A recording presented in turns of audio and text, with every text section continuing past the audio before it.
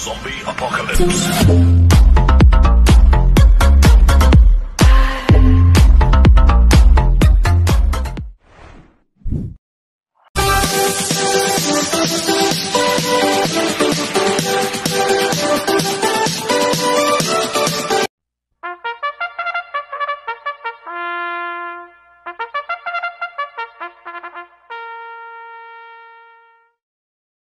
Magandang araw po mga bayang karerista. Ngayon po ay araw ng Miyerkules, September 18, 2024. Karera po ng Metro Turf, Malbar, Batangas. Meron po tayong 7 karera sa araw na ito. Nandito naman po yung lingkod, Drunken Master Wangbu, a.k.a. Eloato Budoy, para magbigay ng giya at analysis sa inyo mga bayang karerista. Mga bayang karerista, start po ng karera natin at 5 p.m.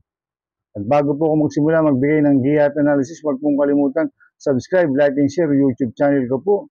At siyempre, huwag din mo kalimutan i-click yung notification bell ko para updated po kayo sa mga bagong video ko.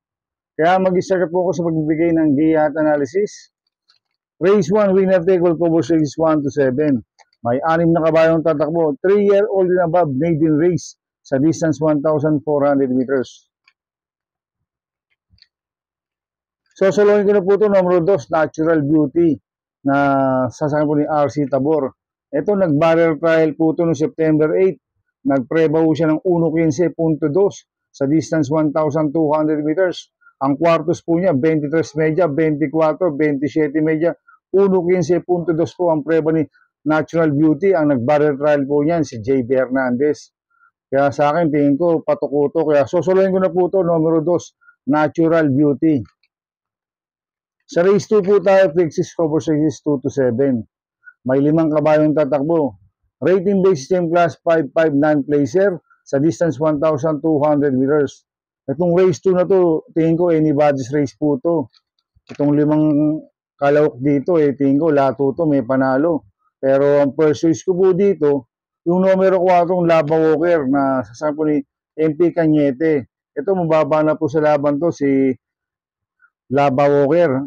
At merong 1.17.2 yan sa distance 1,200 meters.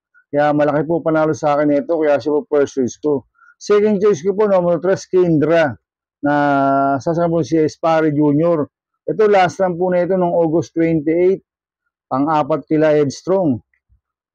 Preba siyang 1.17 sa distance 1,200 meters. Kaya malaki rin po panalo sa akin ito. Kaya siya po second choice ko. Kaya ang first choice po, number 4, Lava Walker. Second choice, number 3, Kendra. Sa race 3 po tayo, pick 5, cover races 3 to 7. May 6 na kabayong tatakbo. Rating based system class 4, 16 to 21 split sa distance 1,200 meters. First choice ko po dito, number 3, Bukawi Rivertown, na sasakyan po ni Ace Aguila. Last run po na ito noong September 8. Segundo kay Static, nagpreba siya ng 1.28.8 sa distance 1,400 meters. At ito, tingin ko, siya po magdadala ng unahan dito. Ang kopang distansya, 1,200 meters. Kaya malaki po panalo sa akin ito, kaya siya po first choice ko. Second choice ko po, number 5, AP Factor, na sasampo ni Mark Alvarez. Last run po na ito noong September 4. Pang-4 po siya kay Lamang Nano. Cambio Inete, binigay na po kay Mark Alvarez. Last na, JD Flores po sumakay dito. Kaya malaki po panalo sa akin ito, kaya siya po second choice ko. Kaya ang first choice ko po, number 3, Bukawi Rivertown. Second choice, number 5, AP Factor. Sa race 4 po tayo, pick 4, cover races 4 to 7. May 6 na kabayong tatakbo, but 5 in numbers. Rating based system class 5-5 placer split. Distance 1,200 meters. So, solohin ko na po ito. Itong couple number 3 na ito, Eno Teresa Chair, na sasakyan ni Apoy Asuncion. 3A, Primero Soldado, na sasakyan ni Ryan Base. Last run po ni Eno Teresa Chair, nung kila Samantha, medyo hindi maganda itinakbo. Nung August 16, na tarsero po siya kay La Tokyo Rumba, nagpreba po siya ng 1.18.6 sa distance 1,200 meters. At ito naman si Primero Soldado, last run po na ito, September 11. Tarsero ko la Auspicious. Nagtalawo siya ng 1.17.2 sa distance 1,200 meters at maganda ang numero niya, nasa labas. Pag nasa labas ang numero nito, medyo maganda umalis po ito, si Primero Soldado. Kaya susuluhin ko na po ito, itong Copulente numero 3 na ito, Eno 3 sa chair, 3A, Primero Soldado. Sa race 5 po tayo, may 6 na kabayong tatakbo, rating based system class 5, 11 to 15 split, distance 1,200 meters. Itong race 5 na to, tingin ko anybody's race po ito. Itong 6 na kalawak dito, tingin ko lahat po ito may panalo. At may nakikita akong dalawang mabilis na pwede maglutsa, si Malibu Bell at Time Traveler. Kaya ako, ang pipiliin ko dito, ang first choice ko dito, numero 4, Advocacy, na sasama Jerome Storke. Ito, last run po nito noong September 8, pang-anim kila Copycat. At noong August 21, segundo kay Itelio yan. Nagtalawo siya ng 1.14.2 kay La Itelio, si Advocacy. Kaya malaki po panalo sa akin ito, kaya siya po first choice ko. Second choice ko po, yung galing sa panalo numero 6, instant message, na sasakyan ni Noel Lunar. Nanalo po noong August 21 yan. At nagtala ng 1.15.6 sa distance 1,200 meters yan. Gamay po ni Noel Lunar yan sa instant message. Kaya malaki po panalo sa akin ito, kaya siya po second choice ko. Kaya ang first choice po, numero 4, Advocacy. Second choice, numero 6, instant message. Sa races po tayo sa penultimate race. May 6 na kabayong tatakbo, rating based system class 5, 11 to 15 split, distance 1,200 meters. Dito sa race 6, may nakikita akong mabibilis na pwedeng maglutsahan, si Sun Moon Lake at Success of Times. Kaya ako, ang first choice ko po dito, numero 1, Buwayang Bato, na sasakyan po ni O.P. Cortez. Ito, last run po nito, noong September 4, pang-5 po siya kay La Monument. Cambio United, bigay na po kay O.P. Cortez, Dasan, Edgy Guerre lang po sumakay dito. At magaling po sa 1,200 meters yan, si Buwayang Bato. Kaya malaki po panalo sa akin ito, kaya siya po first choice ko. Second choice ko po, numero 5, Antonio De La Mugis, na sasakyan Jerome Storke.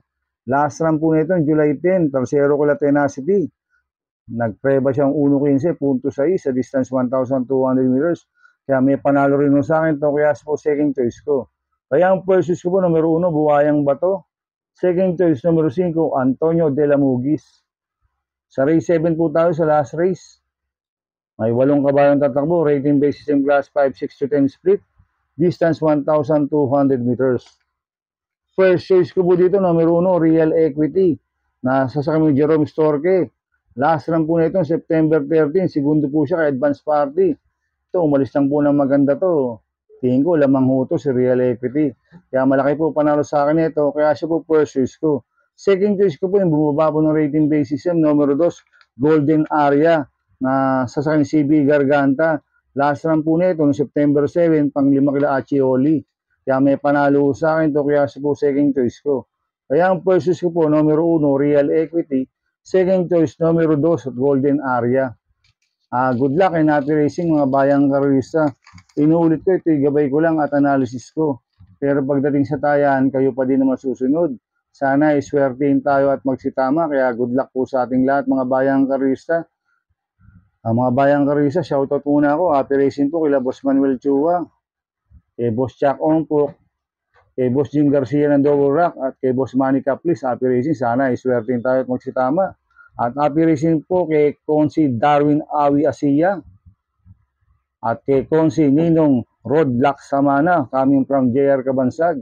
At happy racing din po sa mga taga-Barkadaan OTV at sa mga taga-Pingping Boys. Sana iswertein tayo at magsitama. Kaya good luck po sa ating lahat mga bayang karista. Kaya mga bayang karista, please subscribe my YouTube channel at Tubudoy 2.0. At sana ilagi yung panoorin yung ads ko, huwag niyo skip. Kaya maraming salamat po sa inyo and God bless.